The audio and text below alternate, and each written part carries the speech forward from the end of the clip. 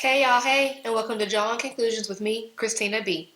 Thank you so much for being here with me today. If you haven't yet, go ahead and click that subscribe button and help me get to 1K. Today we have a pretty short case for you guys today, but it is a twisty one. Just when you think it's over, it's just beginning.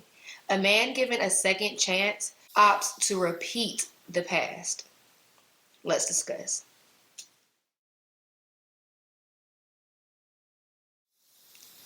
In 1991, Gregory Green was a happily married man expecting his first child with his wife, Tanya.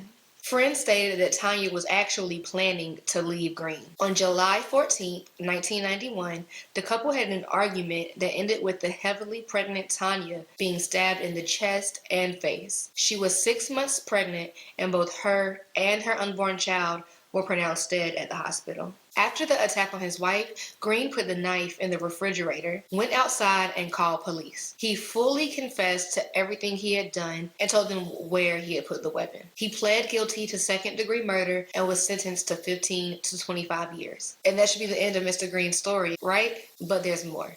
Green applied for parole twice in 2004 and was denied both times. He soon began to have contact with Pastor Harris. He was a preacher from a church that Green had gone to when he was younger. Pastor Harris believed that Green had changed and deserved to be free. He wrote to the parole board on Green's behalf in 2005 saying, quote, "Gregory and I were friends before his mishap and he was incarcerated.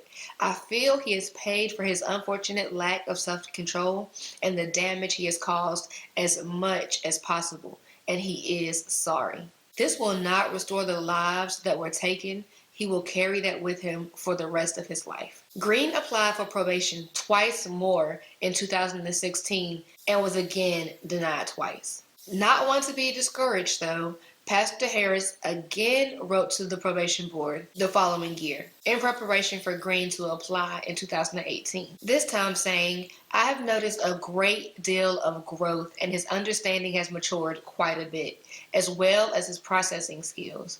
If he was to be released, he would be welcomed as a part of our church community, and whatever we could do to help him adjust, we would." So when it came time for Green to apply for parole this fifth time in 2008, he was actually granted parole and released after 16 years in prison. It was said, though, that even if he wasn't granted parole this fifth time, that he would have been released in 2012 due to good behavior. When Green is released from prison, he does attend Pastor Harris's church, just as promised, and this is where he meets Pastor Harris's daughter, Faith.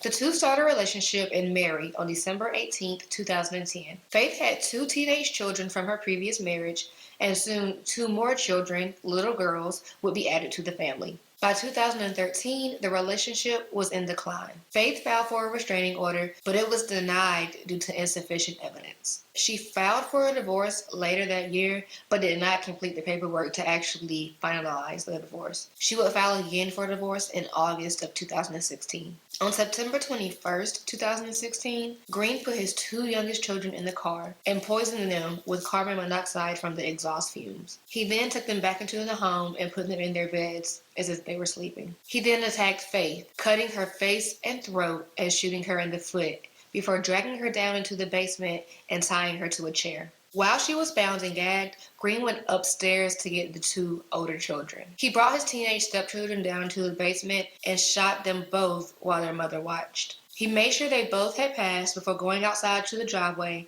and calling 911, confessing what he had done just as he had 25 years earlier. Green at first pled not guilty by reason of insanity, but after he was deemed competent to stand trial, he changed his plea to guilty. He was sentenced to 102 years in prison. He will be 97 years old before he is able to apply for parole. Even if he does happen to make it to 97, I'm sure he will be denied. This case is a sad one. Pastor Harris vouched for this man. He went to bat for this man. He wrote the parole board twice for him, helped him get out of prison, helped him get on his feet, and then he just took all of his grandchildren away from him.